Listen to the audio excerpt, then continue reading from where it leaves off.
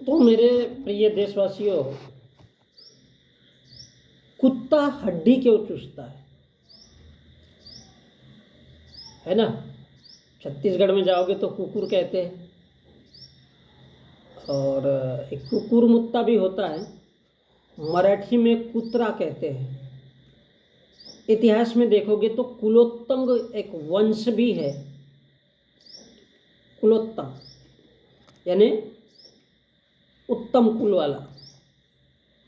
अब कुल, कौन सा कुल? कुल का अर्थ क्या है? मराठी में कुत्रा, छत्तीसगढ़ी में कुकुर।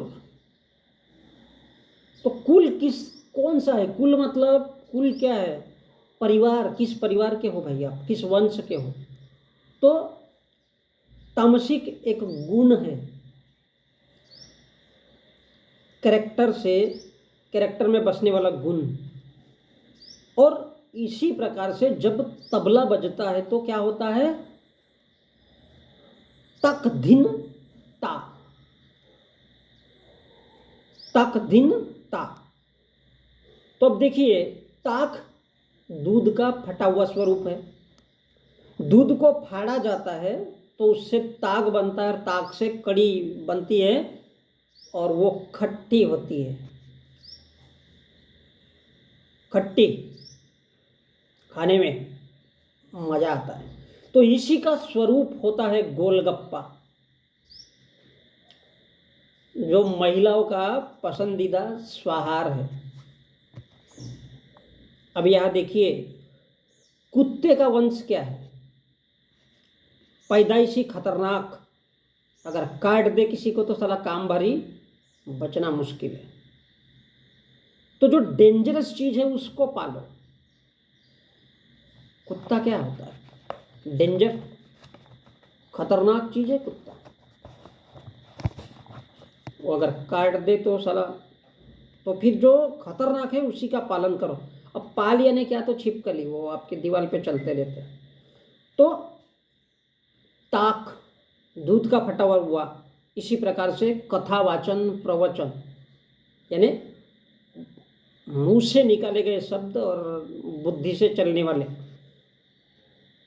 तो दिखाना क्या है कि वो दूध के जैसा सफेद है, तो ये दूध सी सफेदी निरमा से आए। तो जिसी प्रकार निरमा, बुद्धि को निरमा से साफ करने पर, बुद्धि को निरमा से साफ करने पर सफेदी दिखती है, शांति दिखती है, विद्या दिखती है, कथा वाचन होता है, सत्संग होता है, और लोगों को तामसिक गुण दिए जाते हैं, अंधेरे में रखा जाता है। तो यहां से पता चलता है उसका कुल कौन सा है। तो फिर जिसका कुल खतरनाक है उसको पालो, दरवाजे पे रखो ताकि वो साला भौंकता रहे। अब कुत्ता तो कहते हैं ना, कुत कुत कुत कुत कुत, मतलब अरे बाबा इधर आ, इधर आ, तू खा ले, लेकिन पहरेदारी हमारे लिए कर। तो वो होता है कुत्ता। कुलोत्तुंग एक उपाधि है जो 11वीं शताब्दी के शासकों ने धारण की थी, और इसलिए कुत्ते से पूरी दुनिया बहुत प्यार करती है हमारे देश में। तो कुत कुत कुत कुत कुत्ते को बोला जाता है। छोटे बच्चे को वो आता है पास में पूंछ हिलाते हुए,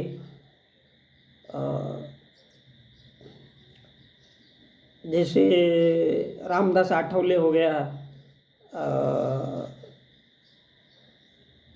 और क्या चिराग पासवान जैसे, ऐसे कुत्तों को पालने की परंपरा हमारे देश में रही है। तो इसी से कृत और संस्कृत में घृत, घृणा। कृत मीन्स कार्य करना, कृत कार्य, कर्म, क्रिया, और संस्कृत में घृत यानी घृणा, मथने योग्य, चिंतन करने योग्य, ऐसे शब्द बनते हैं। क्योंकि स का ह होता है। अब कुत कुत यानी छलांग लगा, आजा आजा आजा। तो कुत्ता की असली पहचान कहते हैं कि उसको हड्डी दे दो तो वो चूसता रहेगा। अब मराठी में उसको हड्डी को हाड़ कहते हैं, और उसको भगाने के लिए, कुत्ते को भगाने के लिए कहते हैं हाड़ा। शब्द क्या है? हाड़, हाड़ा।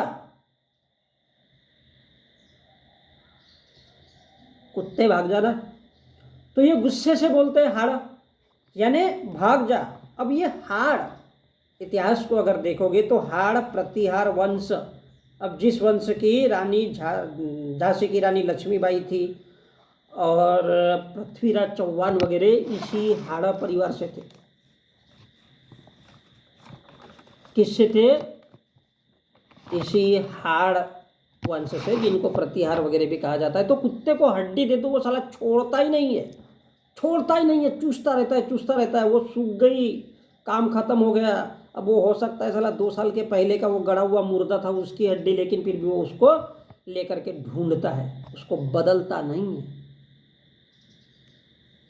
इसी प्रकार ब्राह्मण को फेंकी हुई हड्डी की तरह ग्रंथ दे दो तो उसको लगता है यार ग्रंथ ही है, वो उल्टा पाल्टा बता करके साबित कर ही देता है कि उसमें देवता है। जैसा कुलों में उत्तम कुल है जिसको मर्यादा कहते हैं, उत्तम कुलोत्तम शब्द देखिए कभी।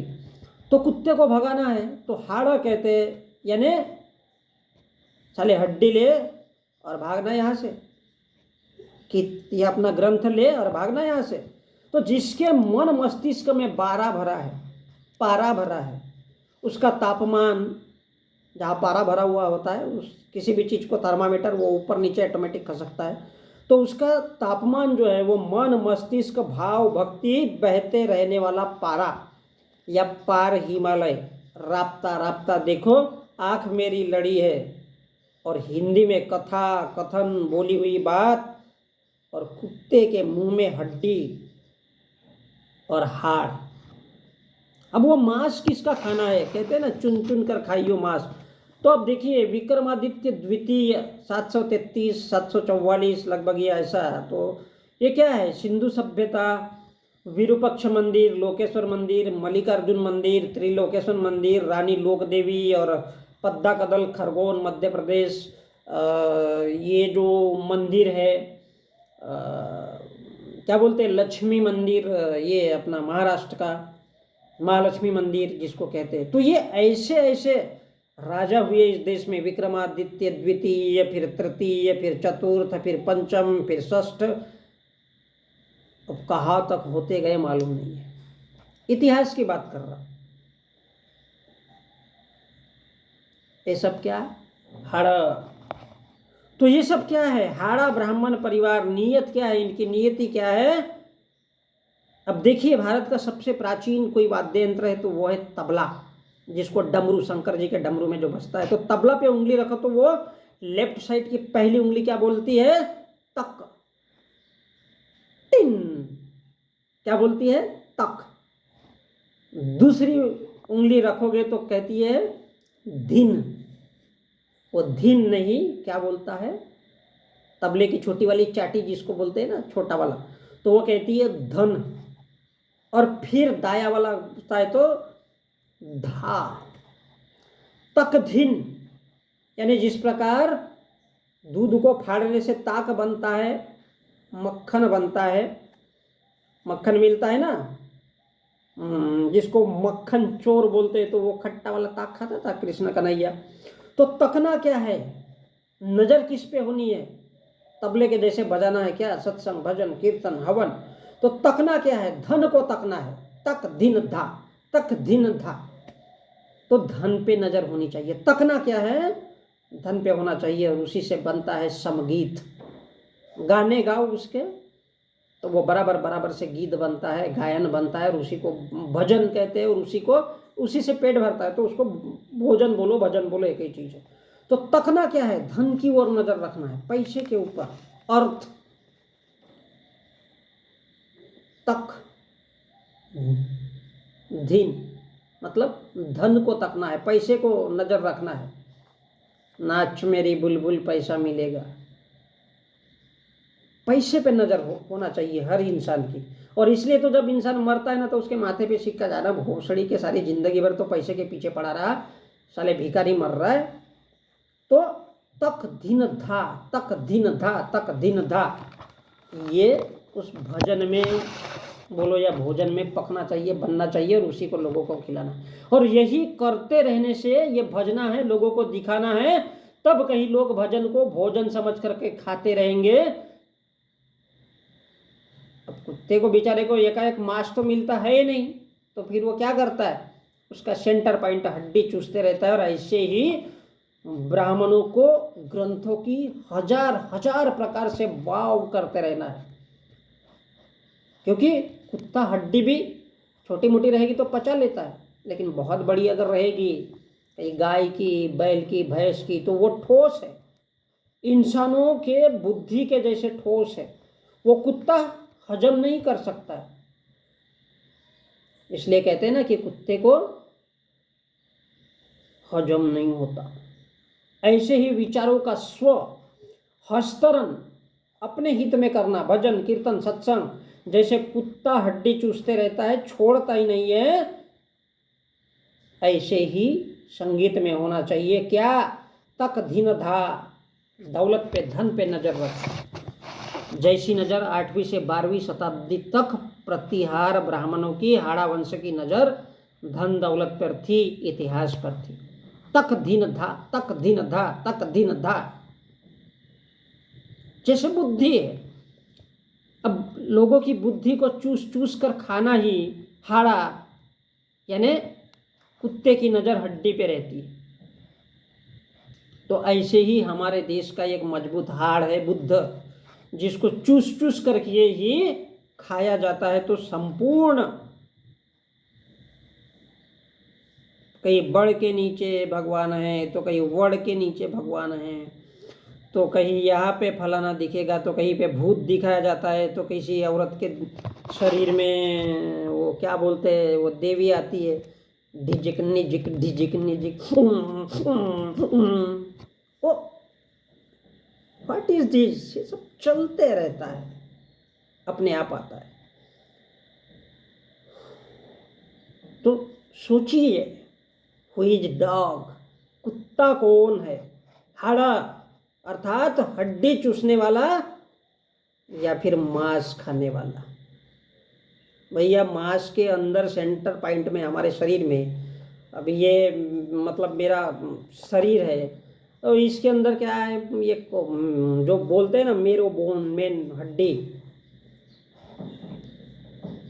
कि पैर की हड्डी, हाथ की हड्डी, ये क्या है, मेन चीज है।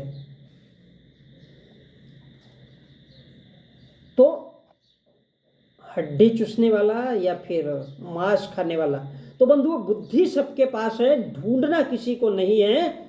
और इसलिए कुत्ते की नजर हड्डी पे रहती है, और ब्राह्मण की ग्रंथ पे रहती है, मंदिर पे रहती है, और धर्म पे रहती है। इसी प्रकार इसलिए कहते हैं कि कुत्ता हड्डी चूसता है। और ओबीसी SC ST के लोग क्या करते हैं, साले मांस खाते हैं। तो हड्डी मीन्स ज्ञान, बुद्धि, सेंटर पॉइंट, ठोस वस्तु।